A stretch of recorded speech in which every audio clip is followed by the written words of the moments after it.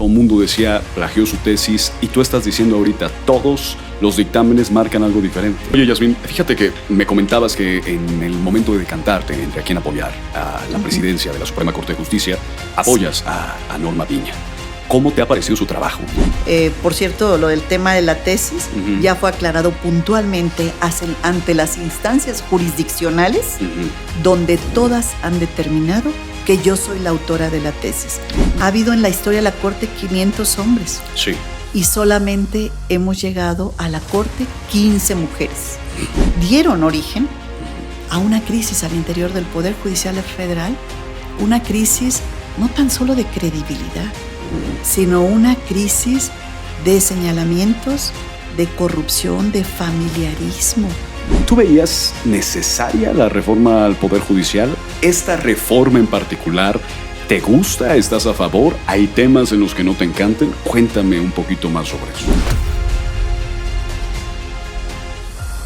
Sean todas y todos bienvenidos desde la Suprema Corte de Justicia de la Nación a una nueva y muy importante entrevista de Voces con Alejandro Helguera y Yasmín Esquivel. Ministra, qué gusto. ¿Puedo decirte de tú? Por favor, Alejandro, claro que sí. Yasmín, muchas gracias primero por recibirnos y por hacernos un espacio en una agenda que ya yo soy testigo que es muy, muy apretada, pero agradecemos que nos haya dado el espacio. Gracias. Y bueno, para no darle tanto preámbulo, Gracias, me gustaría, Alejandro. gracias por estar y permitirnos estar aquí, preguntarle, usted es ministra de la Suprema Corte.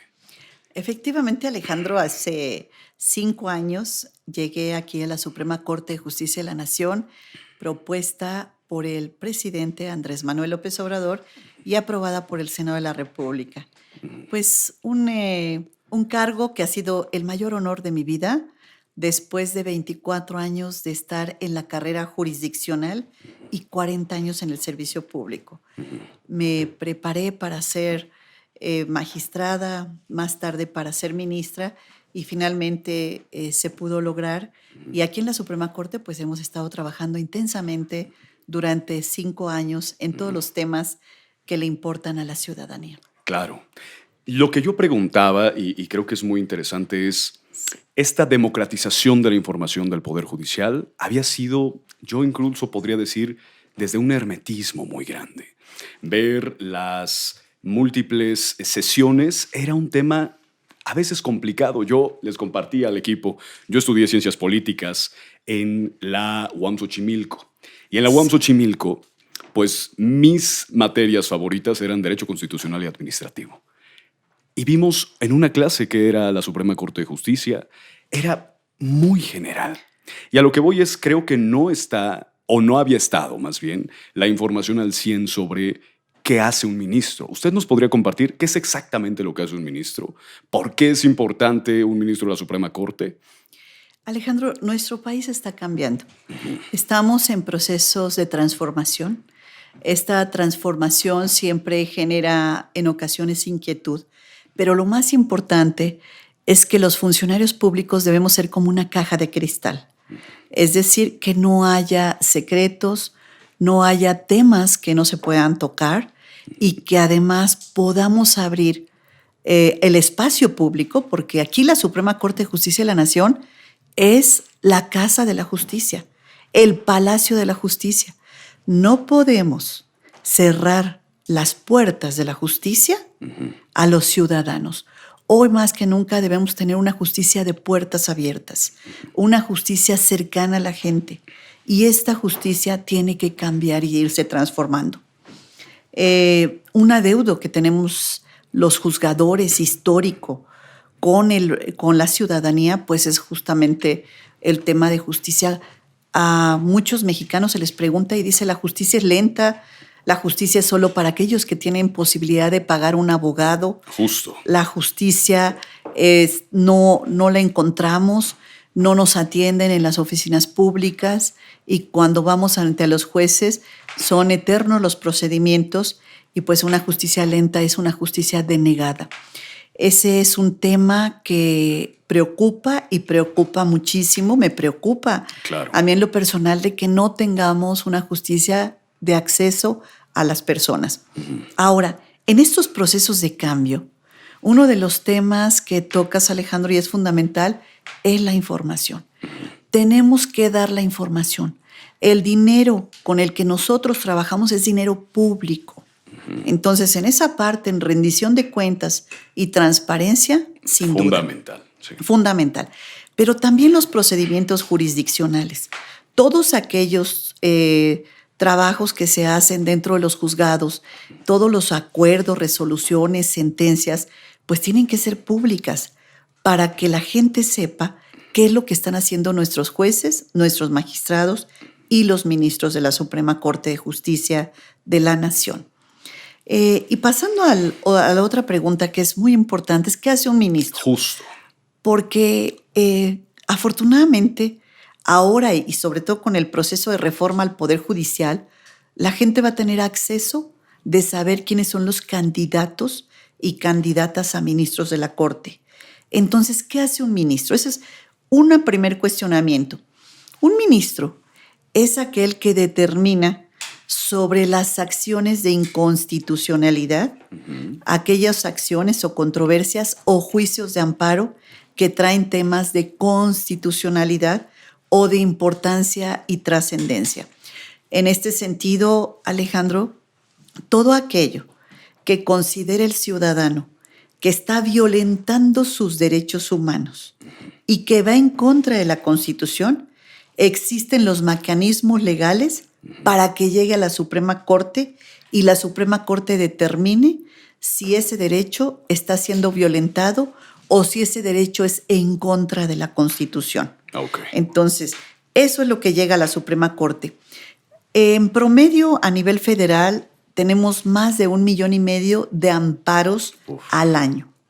En la Suprema Corte de Justicia de la Nación se ven unos cuantos miles de ellos. Unos cuantos miles. Unos cuantos miles. Ajá. Pero esto se reduce porque únicamente vamos a ver aquellos temas que son relevantes, que son de trascendencia y donde la Corte no tiene criterio. Entonces, es como se va seleccionando aquellos que llegan aquí y se determina por la Corte que no hay precedente. En ese sentido es lo que ve la Corte y es importantísimo porque lo que se determina en la Corte permea en todo. En criterio jurídico, en todo, efectivamente. A los magistrados en su trabajo, a los jueces federales e inclusive a los juzgadores locales. Ya lo dijo la Corte, eso significa así se debe de hacer. Claro. Esa es la posición de lo que llevamos a cabo y hacemos aquí los ministros de la Corte. Es importante que, bueno, pues esta situación es una competencia distinta. Yo no diría que los magistrados son jefes de los jueces, ni los ministros son jefes de los jueces o magistrados, de ninguna manera. Pero es una competencia distinta. Claro. El juez local ve temas que competen y que son de justicia cotidiana, de justicia local, pero ese asunto local pudiera llegar a la Corte solo en aquellos casos que no existe criterio o que hay un tema que choca con la Constitución, que considere el ciudadano que está siendo violentado su derecho que la Constitución le protege. De acuerdo. Oye, Yasmín, en esta conformación de la Suprema Corte de Justicia de la Nación, hay 11 ministros, una presidenta, ¿es correcto? Es correcto. Me gustaría preguntarte respecto a la elección de la presidencia de la Corte, esta elección pasada. Vi en algunas de tus entrevistas donde comentabas que, bueno, tú ibas enfilada a esa situación y que al último terminaste apoyando a la hoy presidenta de la Suprema Corte. ¿Cómo fue esa situación? ¿Por qué la apoyabas? ¿Te gustó su trabajo al final? Este es un procedimiento que se lleva a cabo cada 4 años con la Constitución anterior, porque ahora recordarás, Alejandro, que ya tenemos una nueva Constitución, una reforma al Poder Judicial que se publicó el 15 de febrero de este año. Entonces, estos procedimientos cada 4 años, los ministros y ministras se ponían de acuerdo para ver por quién iban a votar. Y en ocasiones hubo procesos de elección del presidente de la Corte que llevaron más de 20 y tantas vueltas. Wow. Porque no había quien tuviera mayoría. Okay. Para constituir esa mayoría no se conseguían los votos, se requería 6 de 11 para lograr que una ministra o ministro fuera presidente de la Corte. Aquí es relevante lo que tú señalas porque en este último proceso que se dio en el mes de enero del 2023, nos inscribimos 5 aspirantes de los 11, de los cuales 2 somos mujeres y 3 hombres. Nos inscribimos para este proceso para presidir la Suprema Corte de Justicia de la Nación. Claro. En este proceso, también durante el camino hacia la elección, pues se vienen dando esta serie de golpes mediáticos, golpes bajos, golpes ilegales, cobardes que se llegan a presentar. Y efectivamente, unos días antes de la votación, viene un golpe bajo donde se señala que hace 38 años, a la edad que yo tenía 23, 24 años, hay otra tesis igual a la mía desde hace 38 años. Entonces, esto a mí me debilita la posibilidad de llegar. Sí. Logran su objetivo con una mentira, con un infondio, con un agravio terrible, con una falta de valentía de parte de este grupo que emite esta situación y este comunicado y esta información de prensa que se hace mediática y que logran el objetivo. Entonces, ante esta perspectiva, por cierto, lo del tema de la tesis ya fue aclarado puntualmente ante las instancias jurisdiccionales, donde todas han determinado que yo soy la autora de la tesis, a través de la infinidad de pruebas que se presentaron sobre la idoneidad y autenticidad de la tesis. Todas las autoridades jurisdiccionales, jueces y magistrados han determinado que yo soy la autora de la tesis. Tengo la constancia, el certificado del Instituto de Derechos de Autor y entonces eso está totalmente intocado y es un asunto concluido. Pero regresando al tema, para mí en ese momento era importante un tema que yo he defendido a lo largo de muchísimos años, no es de ahora, el tema de género, el tema de la presencia de la mujer en los órganos de decisión. Tenemos instituciones donde hay presencia femenina, pero no en los cargos de decisión. Hoy, afortunadamente, estamos ya en el año 2020, terminando el año 2024, tenemos una presidenta de los Estados Unidos mexicanos. Vivimos las mujeres de hoy este momento que en 1917 Ermila Galindo y sus seguidoras lo soñaron. Claro. Nosotras ya no lo soñamos. Nosotros lo estamos viviendo con una presidenta en la doctora Claudia Sheinbaum al frente del Ejecutivo Federal. Algo que era impensable en otra época. Como impensable fue en 1961 obtener el derecho del voto. Al voto. Claro. En 1980 y tantos hubo un reglamento que dijo que las mujeres ya podrían entrar a las cantinas. En los 80 y tantos apenas. Sí. Y así no estamos hablando de hace 100 años. No estamos hablando de hace 100 años, Sí, claro. Alejandro. Estamos hablando de hace 40. Claro, sí. Sí, bueno, en el tema. Bueno, y así hemos ido avanzando en. Luego fueron las cuotas, ¿te acordarás, Alejandro? El 30%. Sí, claro. Y yo les decía, de candidaturas. pero ¿cómo el 30% si nosotros somos la mitad? Y me dice, más vale que acepten el 30% porque si no, no hay ni eso. Entonces sí fue una lucha terrible a lo largo de tantos años. Finalmente, para mí, dentro de los aspirantes a las magistraturas, a la presidencia de la Corte, pues estaban 3 de mis compañeros hombres y una compañera mujer. Entonces, el tema de género para mí tenía que ser una realidad. Claro. No era nada más en el discurso decir, estamos nosotros a favor de las mujeres, sino a la hora de la votación, cuando las dos aspiramos al mismo puesto, una ceder por la otra, eso ya es un tema que es de reconocimiento, porque no es ayudar a las que vienen debajo y detrás, sino es al ayudar a las que están en el mismo nivel y por la misma aspiración. Ponerse de acuerdo en esa ruta. Entonces, para mí era muy importante el mensaje a las demás mujeres, que no es nada más ayudar a otras. Que no está en el discurso, sino en la acción, ¿no? Sino que está en la acción. Entonces, fue una de las motivaciones por las que yo voté por la ministra Norma Piña en ese momento, porque me parece que si no iba yo a ser la primera presidenta de la Corte quería ver que llegara la primera mujer, porque era la primera mujer. Además, algo muy interesante, Alejandro, es que la constitución de la integración del Pleno, de 11, efectivamente, como tú lo señalaste, 7 hombres y 4 mujeres. Claro. Entonces, eso también era un tema importante. Es la primera vez que en el Pleno de la Corte, hoy somos 5 mujeres y 6 hombres, hoy en la actualidad. Es importante señalar que en la presidencia del señor licenciado Andrés Manuel López Obrador se nombraron 4 mujeres en la Suprema Corte de Justicia de la Nación. Inédito. Ha habido en la historia de la Corte 500 hombres. Sí. Y solamente hemos llegado a la Corte 15 mujeres. Impresionante. 4, 16 mujeres. 4 en la presidencia del licenciado López Obrador. Que por cierto es su cumpleaños, escuché. El día de hoy es su cumpleaños. Cuando se graba. Ajá. El día de hoy que se graba y le enviamos una felicitación. Saludos. Con mucho cariño. Gracias.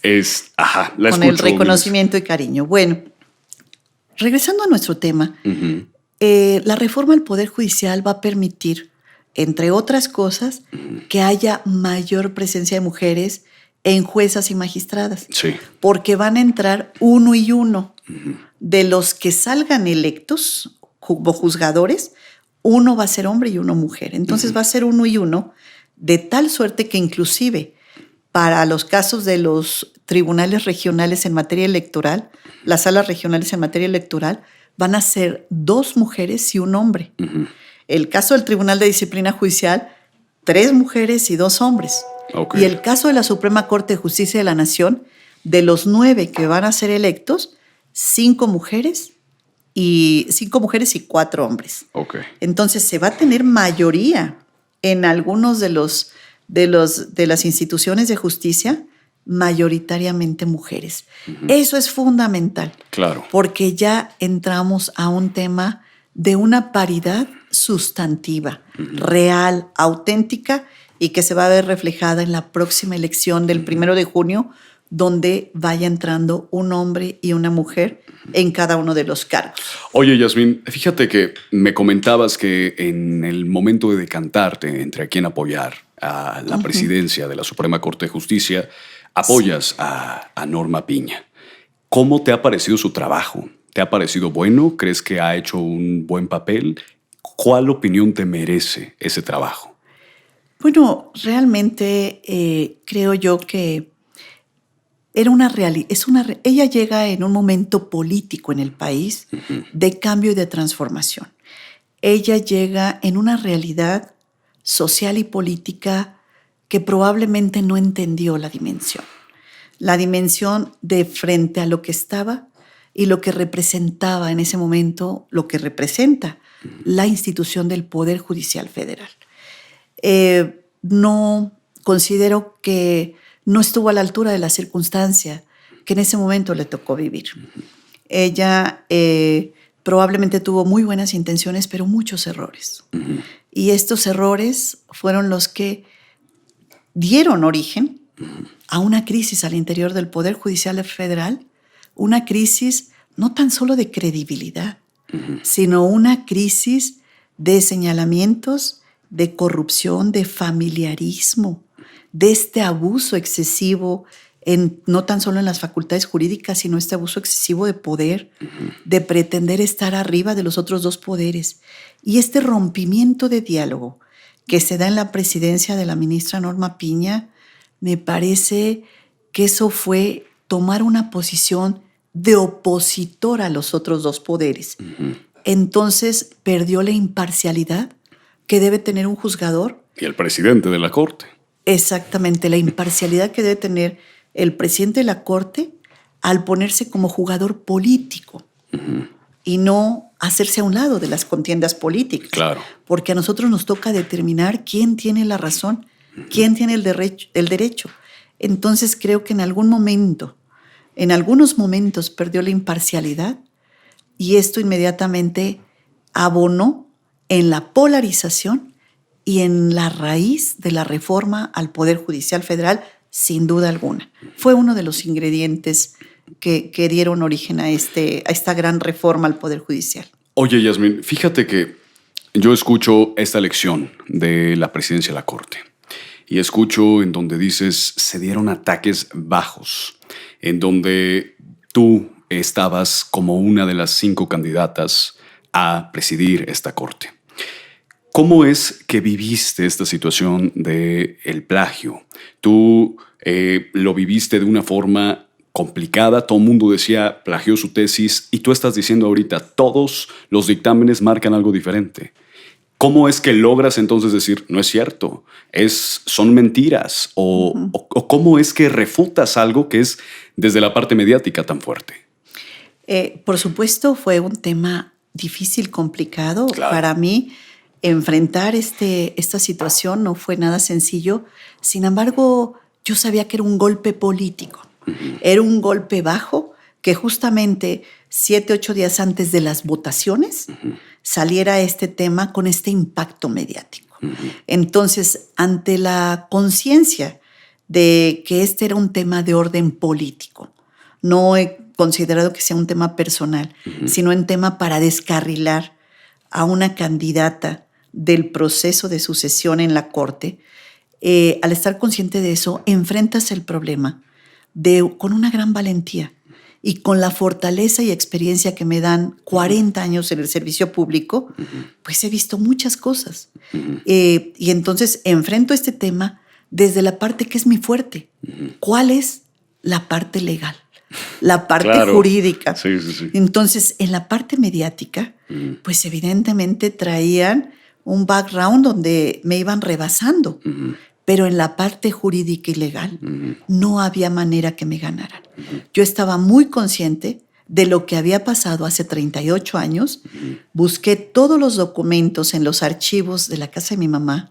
Físicos. Afortunadamente, físicamente. No le ponías en ChatGPT, no se podía. No, pues o imagínate. Google, claro. Fíjate, Alejandro, que en FES Aragón, cuando yo estudié, yo soy cuenta 1980. Okay. Cuenta 80, 23, 83, 65 de la UNAM. Okay. Es lo primero que nos aprendemos quienes entramos a la UNAM. No me lo cuenta. Hasta el día de hoy lo recuerdo perfecto. Entonces, cuando viene esta situación, hace 38 años no existía ni celulares, ni Wi-Fi, ni computadoras, ni había teléfono. En la escuela había un teléfono público que generalmente no tenía bocina. Entonces, no funcionaba. Esa era nuestra realidad era hace 38 México. Años. Sí. Y otro México, otro contexto. Justo. Alejandro, al momento de buscar estos archivos en la casa de mi mamá, las mamás a veces guardan todo. Todo. Encuentro unas cajas que vienen todos mis documentos, yo creo que desde la secundaria, primaria y secundaria, todos los de la universidad, hasta el papel de la donación del libro, de la biblioteca, que no tenía libros, porque estábamos constituyendo la biblioteca. No en había aquel libros entonces no había libros en la biblioteca. Estábamos hablando de una escuela que estaba, una escuela emergente, sí, claro. Con una población aislada, porque estamos hablando de Aragón, una población aislada, a quien he tenido la dicha de regresar en varias ocasiones ya siendo magistrada, incluso ministra. Bueno, entonces reúno todos estos documentos y lo primero que hago es ponerlos a disposición de la Fiscalía y de los juzgados y de los jueces y decir, ustedes determinen quién tiene el derecho.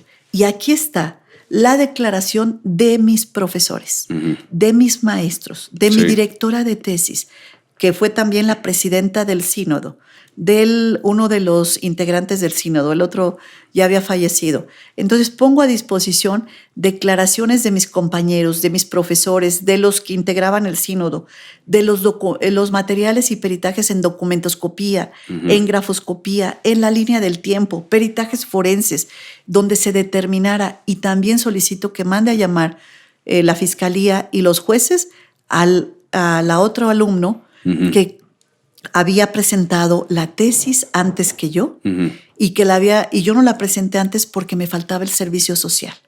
Ok, eso es bien Todo importante. eso se prueba, muy importante. Sí.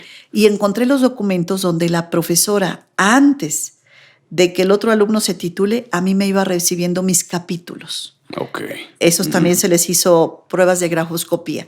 En fin, la cantidad de pruebas y material se presenta ante la fiscalía y ante los tribunales. Y fue donde se va determinando quién tiene el derecho. Y entonces, por eso estoy tranquila, estoy bien, para mí es un asunto concluido. La resolución judicial determinó en el análisis quién tiene. ¿Qué puedo concluir de todo esto? Pues un golpe bajo, y como yo dije, es un golpe cobarde, en donde era ganar a la mala y no ganar con una votación limpia, sino ganar a la mala.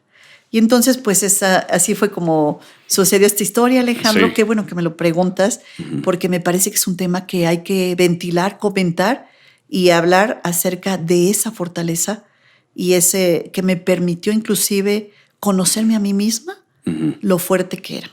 Oye, Yasmín, fíjate que una de las preguntas que considero yo del podcast más enriquecedoras es preguntarle a estas voces, porque así se llama el podcast, voces, a estas voces tan influyentes y poderosas, preguntarles cuál fue su momento de más tensión, cuál fue el momento en el que, cómo lo viven. Yo no sé si este fue el momento. Y si este fue el momento u otro, nos lo podrás compartir y decir entonces cómo lo sobrellevaste. Porque creo que quienes nos escuchan, personas de mi edad particularmente, pues a veces les duele que los terminó la novia o que no les dieron like en Facebook o que no les siguieron en Instagram, pero que terminan siendo a veces frente a una carrera y una vida pues, de tanta trayectoria de más de 40 años, lo que tú me mencionas, pues terminan siendo cosas muy pequeñas, ¿no? Entonces, ¿cuál fue el momento de mayor tensión que viviste y cómo lo superaste? En el tema, precisamente, Alejandro, del tema de la tesis. Me preguntas de ese momento. No, el que de tu vida. De mi vida. De tu vida, ¿cuál fue para ti el más grande y fuerte momento de tensión? Pues yo creo que ha habido varios momentos de tensión. Uno de los momentos importantes, por ejemplo, cuando era magistrada en los tribunales agrarios, ahí tenemos un tema que se llama la oralidad y la inmediatez. El magistrado debe estar presente en las audiencias. Entonces, ver las posiciones de las partes que trabaja la tierra, el que trabaja la tierra, frente al que dejó el titular de derechos agrarios como sucesor y que en justicia le corresponde la tierra al que la trabaja. A las hijas que trabajaban la tierra, pero el titular, que ya había fallecido, dejó en la lista de sucesión a su hijo. Un hijo que a lo mejor se había ido a los Estados Unidos, o que estaba privado de su libertad, o que andaba en otro tipo de actividades. Entonces, me tocó antes de la reforma de 2011 ser magistrada y vivir estos momentos donde tú sabes que la justicia debe ir en un sentido, pero la ley va en otro sentido. La legalidad nos marca otro. Este tipo de situaciones donde se tenía que decidir, hoy afortunadamente hay una ponderación donde revisamos lo que le dice la ley y resolvemos en función también de los hechos que están alrededor del caso concreto. Hoy, después de 2011, pero antes no. Antes era la literalidad de la ley. Entonces decía tal cual, y si el sucesor era el hijo, pues al hijo, aunque estuviera en los Estados Unidos. Pero ahora no, ahora tenemos esta ponderación. Entonces, esos momentos fueron complejos, fueron difíciles. ¿Y cómo lo sobrellevaste? Sobre todo las necesidades de este sector tan vulnerable de nuestra sociedad, que son los campesinos. Sin duda. El pleito por las titularidades de los derechos. Y me toca en Cuautla, Morelos, la tierra de Zapata. Claro, sí. Entonces, mis primeros años como magistrada, pues me toca en Cuautla y era un tema donde llegaban los campesinos organizados de una parte de Puebla y de la parte oriente del estado, en donde era muy complejo llegar a presidir las audiencias donde las partes eran combativas. Claro. Y aquí usted no sale hasta que nos dicte la resolución. Entonces, era terrible. ¿Y cómo le hacías? Porque pues, se requiere mucho temple, ¿no? Esto te va generando un carácter, te va formando y sin duda alguna este tipo de experiencias han ido formando esa solidez de carácter, de formación y de toda esta parte que que he transcurrido a lo largo de 40 años. Pero así han sucedido muchos temas. Cuando me nombraron candidata, cuando era candidata a ministra, para lograr la votación calificada en la Cámara de Senadores, estaba yo en una terna con dos doctoras en Derecho, muy buenas las dos, la doctora Loreta Ortiz y la doctora Celia Maya. Entonces, constituir una mayoría calificada con dos personas del nivel de ellas fue muy complejo. Claro. Con los partidos políticos, tanto Morena como los partidos políticos de oposición. Entonces, constituir esto y hablar acerca de esta imparcialidad y de este apego a la ley que debe de tener siempre el juzgador. Fue difícil irlos convenciendo, pero finalmente lo logré. Ese fue otro momento muy difícil, donde yo sabía que tenían las cosas complejas porque las otras candidatas eran muy buenas. Ahora mi compañera, la ministra Loreta Ortiz, y la consejera ahora, doctora Celia Maya. Oye, Yasmín, y en este tema me interesa mucho el tema de la elección en el Senado. ¿Cómo es que tienes que lograr una mayoría? Porque se tiene que lograr las dos terceras partes del Senado. Hasta me trabé. Las 2/3 partes del Senado. ¿Y cómo es lograr? ¿Cuántos votos tuviste? ¿Y cómo es ir a las oficinas y plantearle al senador, mire, estas son mis credenciales y por esto es que tienen que votar por mí? ¿Cómo funciona eso? Creo que muy pocas veces lo hemos escuchado. Yo nunca lo había escuchado. Pues es muy difícil porque aquí tenemos varios factores. Uno de ellos es que algunos senadores esperan la indicación de su coordinador. Entonces van a ir en la ruta del coordinador en función de su partido político. Una de las cosas que a mí me sirvió en lo personal fue la experiencia, el camino ya transcurrido. Y antes de ser ministra, yo pasé por 3 órganos parlamentarios donde me aprobaron por unanimidad. Okay. Entonces, como ya había tenido este trabajo previo en el Senado de la República en el año 2004, que me aprueban para ser magistrada por unanimidad, en el año 2009, luego en el año 2015 en la Asamblea Legislativa de la ciudad. Entonces, el trabajo para poder hablar con los parlamentarios de los diferentes partidos políticos, expresarles esta experiencia y cuáles eran mis compromisos con la justicia y el objetivo de llegar a la Corte, fue que fui convenciendo a través de esta experiencia. Entonces, las cosas no son fáciles en la vida, Alejandro. Yo le digo a todos los jóvenes que te escuchan que pues hay que echarle ganas y galleta a todo lo que estamos haciendo, porque lo importante aquí es que participes. Si logras el objetivo, magnífico.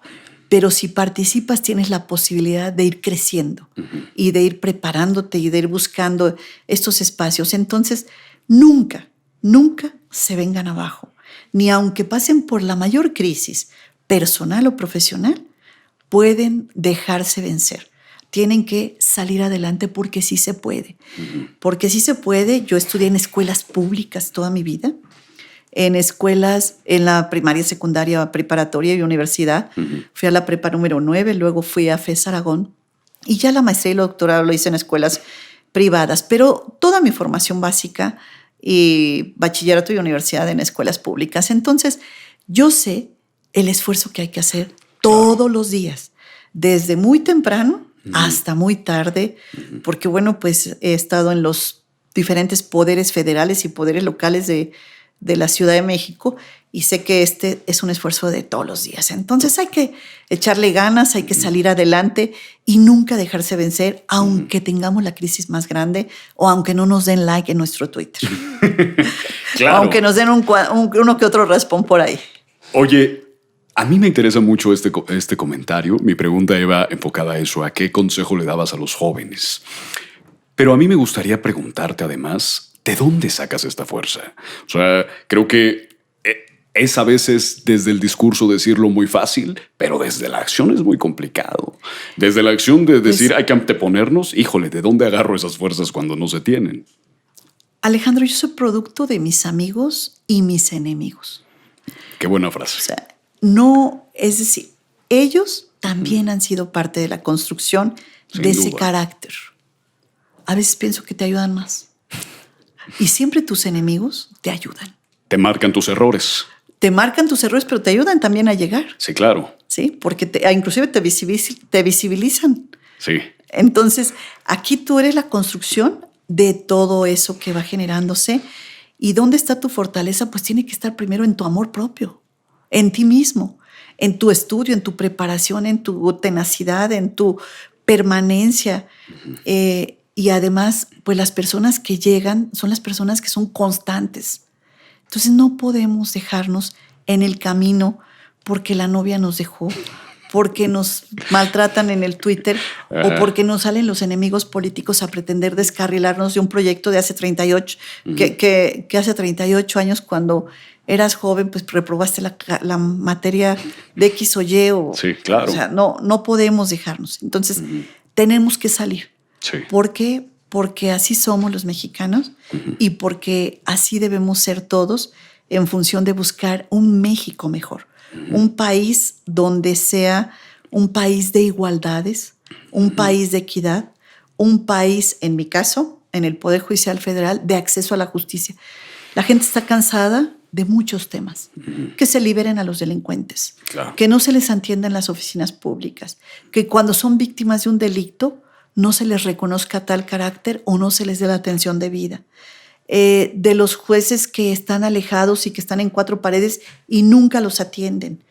Están cansados de ver jueces que ven la cantidad de expedientes amarillos que están en nuestros archiveros sin darse cuenta cada juzgador que detrás de ese folder amarillo frío e incipiente está la vida, el patrimonio, la seguridad de las personas. Sin duda. Y probablemente para unos dicen, es una pensión alimenticia. Para quien lo sufre, claro. es todo. Es la Significa su vida.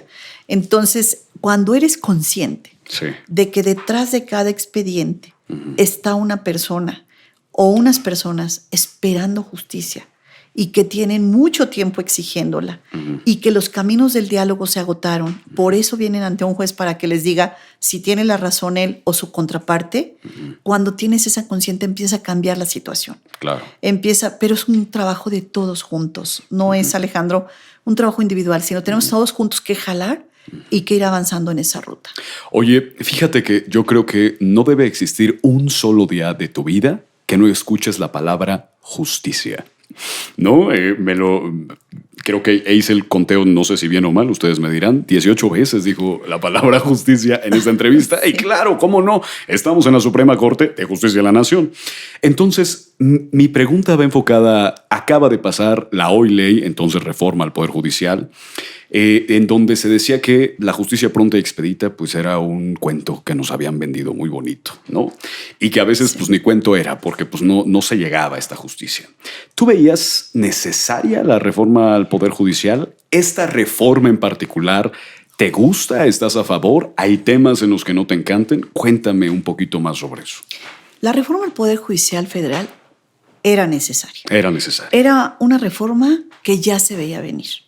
De hecho, el señor presidente Andrés Manuel López Obrador habló desde tiempo atrás de la reforma al Poder Judicial. Sí. Si no mal recuerdo, probablemente desde marzo del 2023 ya empezaba a hablar de este tema de la reforma al Poder Judicial. Uno de los puntos en su programa de la doctora Claudia Sheinbaum era justamente la reforma al Poder Judicial. Sí, no era un secreto. Una reforma necesaria, sí. sin duda. Sí. Y así lo vemos todos los mexicanos. Ahora bien, no podemos nosotros, a priori, Alejandro, descalificar una reforma que están haciendo. Claro. No sabemos, no podemos hacer una evaluación de algo que apenas estamos iniciando en el proceso. Estamos ahorita en este momento con si no mal recuerdo, hoy estamos a 13 de noviembre. 13. Y el proceso se cierra hasta el 24 de noviembre para que las abogadas y abogados se inscriban, que deseen participar en este proceso de nombramiento, de elección de jueces, magistrados y ministros. Entonces estamos en esto, estamos apenas naciendo en el proceso de reforma y a mí me parecería irresponsable calificarla desde antes de un fracaso, cuando todavía no sabemos. Cuando ni los votos ni siquiera los votos están, Claro. No tenemos ni candidatos en este momento.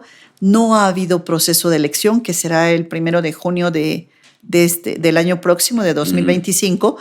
y entonces se podrá hacer una evaluación cuando haya transcurrido el tiempo y veamos. Sin embargo, hay algún tema importante, Alejandro, que quiero destacar en esta importante entrevista. Uno es, Gracias. La reforma al Poder Judicial abre brecha para otras reformas que deben venir después.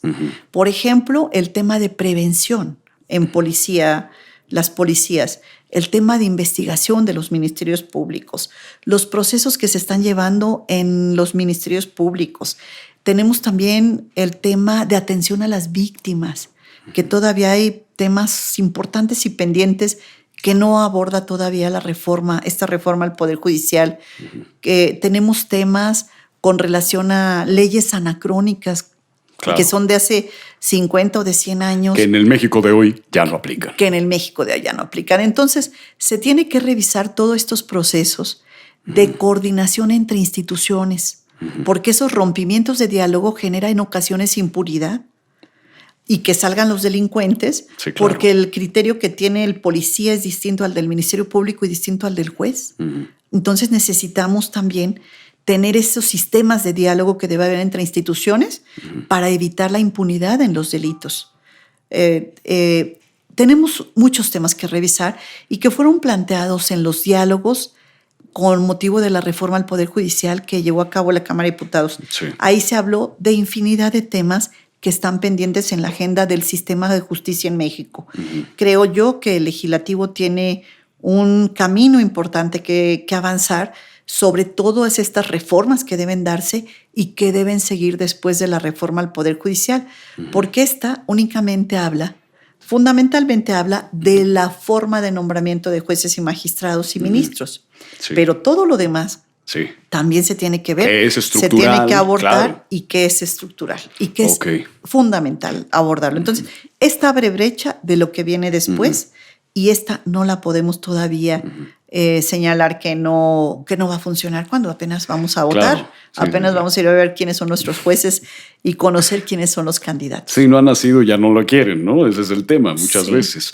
Oye, fíjate que justo hoy en la mañana estaba viendo que algunos trabajadores del Poder Judicial habían ido a la Corte Interamericana a plantear la inconstitucionalidad.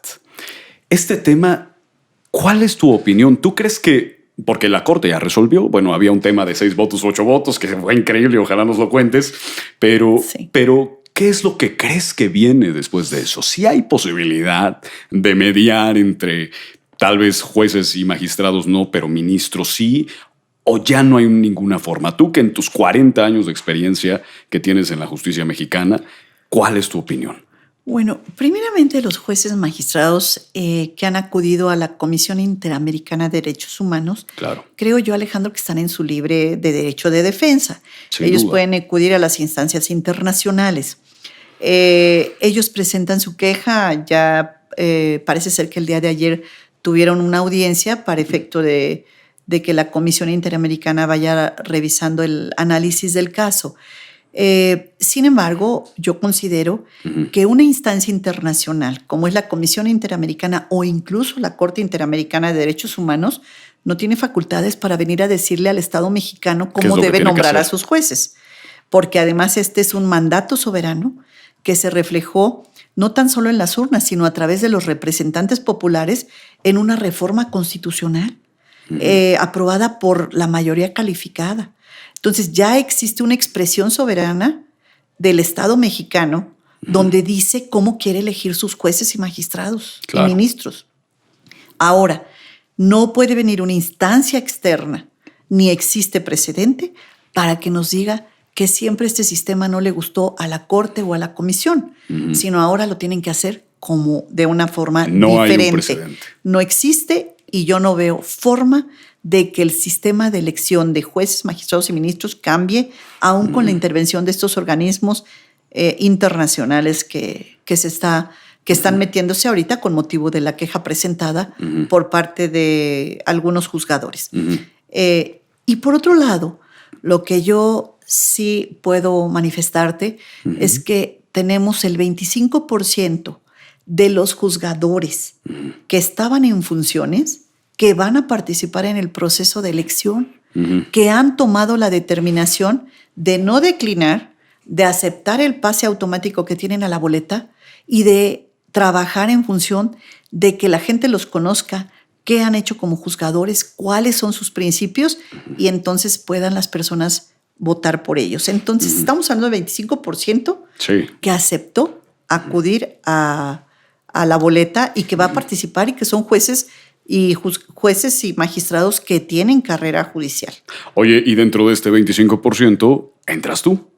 Tú en el 2025 vas a entrar a esta campaña para ser de nuevo ministra de la Suprema Corte. Sí, Alejandro.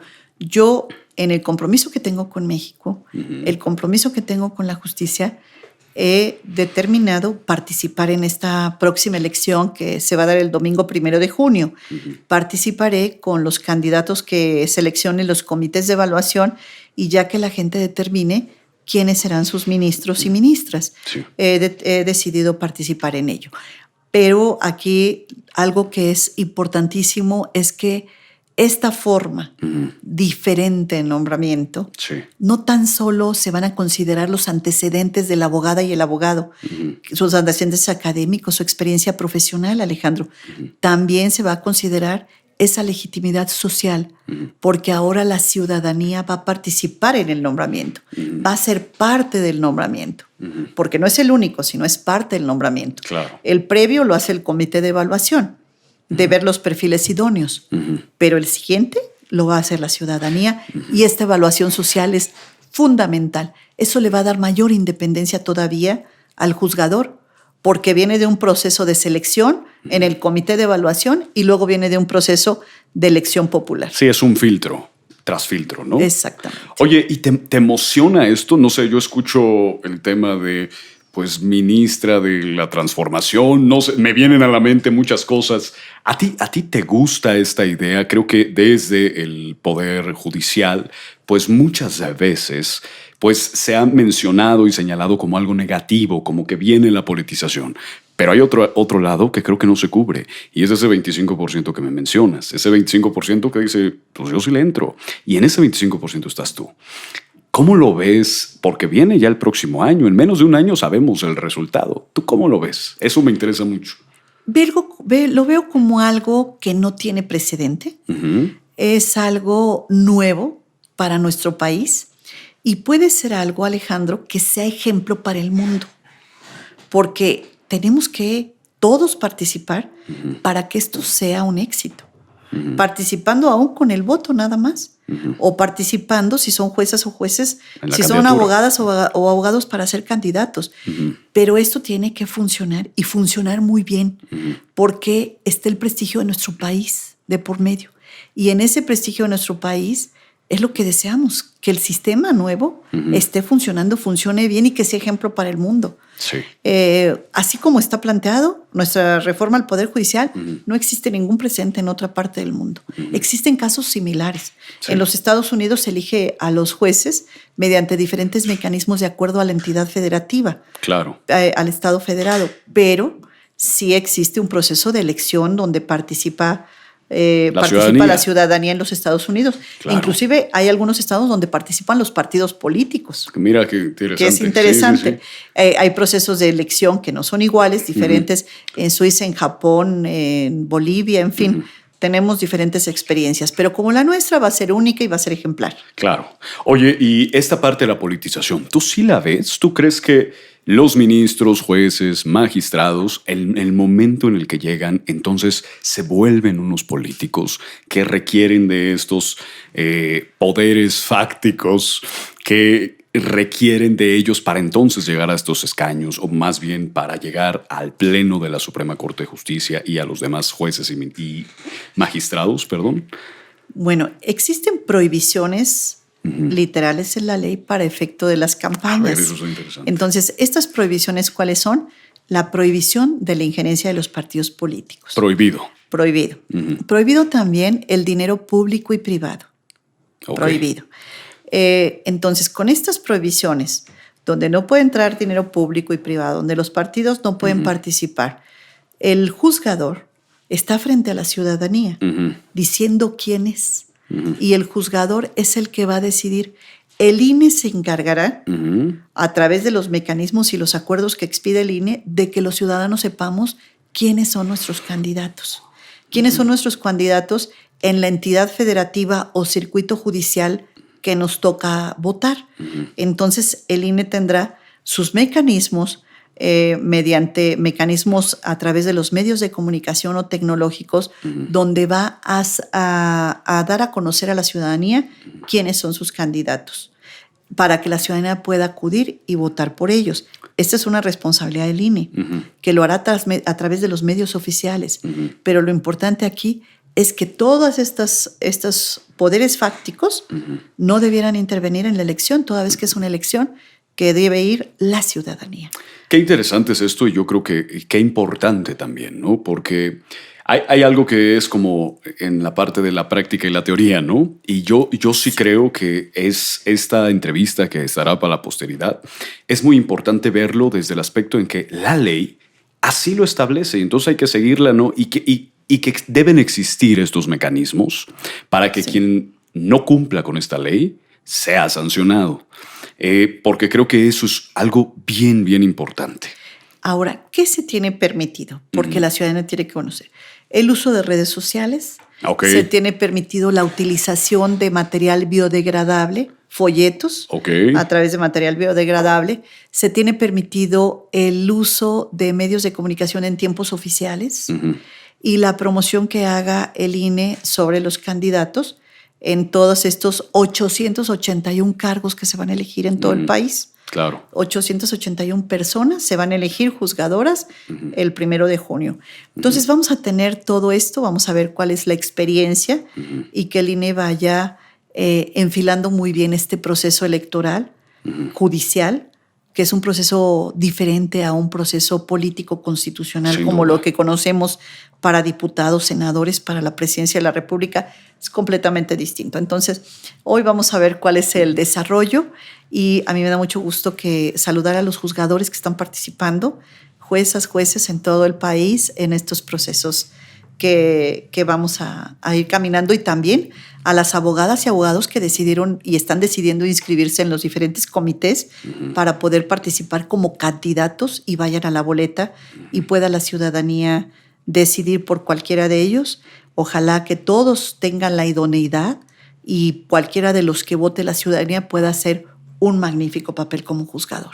Oye, ministra, yo aquí te quiero comprometer primero, perdón, porque eso no se lo avisé, te quiero comprometer a que, porque yo sé, y lo acabas de mencionar, en el 2025 tú vas a tener la oportunidad de ser candidata para la Suprema Corte, ¿correcto? Sí. Entonces yo te quiero comprometer a que, si es que se puede, porque me está diciendo de las redes sociales y que es probable que se pueda, pues vernos en una segunda parte también como candidata, porque sería muy interesante esa conversación. Alejandro, para mí será un placer recibirte en este espacio, aquí en el Palacio de la Justicia. Ojalá haya oportunidad que tus cámaras puedan darle un vistazo a los grandes murales que tenemos aquí. Increíbles. Y sobre todo son murales Sí. donde se refleja las deficiencias de la justicia. Eso sería muy importante si no pueden hoy, en la próxima ocasión, y será un placer recibirte siempre a ti y a tu equipo de trabajo. No, hombre, muchísimas gracias. Quiero cerrar con 2 preguntas breves. En la primera es, mientras tú me mencionabas que estuviste en la terna del Senado de la República con 2 en competencia con otras 2 grandes mujeres, me vino a la mente el presidente tiene que definir esta terna. ¿Cómo fue cómo es tu relación con Andrés Manuel López Obrador, el expresidente quien te nominó en esta terna? ¿Tú lo conoces personalmente? ¿Lo conociste muy poco y él te propuso? ¿Cómo estuvo? Yo tuve la oportunidad de conocerlo, de tratarlo. Vi que es un hombre de convicciones, un hombre donde él, además de predicar con el ejemplo, es un hombre que se compromete, y en sus convicciones es un hombre donde él va trazando y buscando esta igualdad entre los mexicanos, la no discriminación, que me parece fundamental, donde no tan solo sea influyente el rico, sino también el pobre tenga la posibilidad. No queremos que al rico le vaya mal, queremos que a los pobres les vaya como a los ricos también, ¿no? Entonces, en esa ruta yo sentí y vi a un presidente comprometido con México. Eso definitivamente es algo que yo reconozco en él, reconozco en su proyecto de cambio del país, de transformación de nuestro país y estos principios que él siempre ha enarbolado. Cuando yo tengo el privilegio y el gran honor de mi vida, que me ponga en la terna, en ese momento, para mí, por supuesto, el señor presidente tiene mi reconocimiento y gratitud siempre por haberme puesto en esta terna. Y el camino que vino después, en el Senado de la República, por cierto, él dijo, yo no voy a mandar palomas mensajeras, y no las envió. Entonces el reto estaba más difícil, con 128 senadores convencerlos, después de que no había línea política, que votaran por alguna de las tres. Entonces que gane la mejor. Que gane cualquiera de las tres, decía él. Entonces no envió palomas mensajeras, el reto fue aún más fuerte. Y lo que viene después ya en la impartición de justicia, ya es un tema también de convicción personal y propia, donde tú estás frente al expediente. Tienes principios, sin duda alguna. Tienes memoria, tienes gratitud y tienes que resolver de acuerdo a las constancias y a la justicia. Entonces, ese camino ya es un camino que yo ya tenía experiencia en ello y así fue como fui transitando. Pero los principios son únicos. Y los principios son los que se mantienen y en ese sentido es mi reconocimiento al señor presidente Andrés Manuel López Obrador, a quien tuve el privilegio de conocer y de tratar en varias ocasiones, muchas ocasiones. Ojalá nos puedas contar algunas eventualmente porque sería interesantísimo. Sí. Fíjate que una vez el señor presidente dijo en una mañanera, y con esto concluyo, dijo en una mañanera, ahora que están diciendo lo de la ministra Yasmina Esquivel, pues ese fue un pecado de juventud, refiriéndose al tema de la tesis. Okay. Dice, en cambio, lo que ustedes hacen son otras cosas y ya no son de juventud. Ya no son de juventud. Entonces recuerdo cuando vi al señor presidente, le dije, señor presidente, pues yo sí tuve pecados de juventud, pero más divertidos. Claro. Esos pecados de juventud, pero más divertidos. Sí, entonces, claro. Sí, bueno, un gran presidente. Eso es lo que te puedo decir. No, hombre, muchas gracias. Por último ¿nos podrías contar algo de Yasmina Esquivel que muy pocas o que nadie sepa que te gustaría compartirle al auditorio de Voces? Alejandro, soy tan transparente que no encuentro un espacio que no conozca a la gente, que no conozca a la población. Pues mi vida personal es pública también. Tengo 2 hijos, un marido. Tengo 2 hijos y bueno, pues mi vida transcurre en el 90% en el trabajo y poco tiempo para la familia. Y cuando tengo oportunidad, pues estoy con ellos. Estoy con ellos de manera permanente. ¿Qué es lo que no conocen? Pues yo creo que conocen ya toda la vida. Soy una mujer responsable frente a mi familia, a mis hermanas. Tengo 4 hermanas. Soy la mayor de 5 mujeres. Okay. El tema de género permea en la casa desde que nacimos. 4 hermanas, 2 hijos y una vida familiar de clase media, una vida producto del esfuerzo. Estuve en escuelas públicas hasta inclusive en la universidad en Aragón y toda esta vida de esfuerzo y de trabajo, pues la gente la conoce. Entonces, en esa sé lo que es sentir las necesidades de la población y ver cuáles son lo que le aqueja y buscar soluciones. Para mí, cuando alguien me pide una audiencia, es muy difícil que no lo reciba.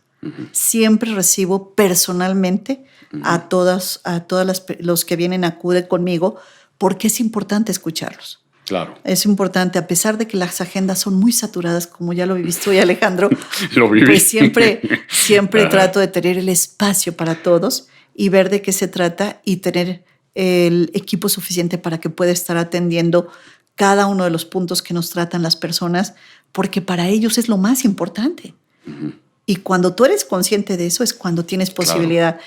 Escucharlos ya es una ventaja, pero además si les resuelves el problema, Y cuando no hay manera, pues también tienes que explicar por qué no se dan las condiciones para poder resolver el problema.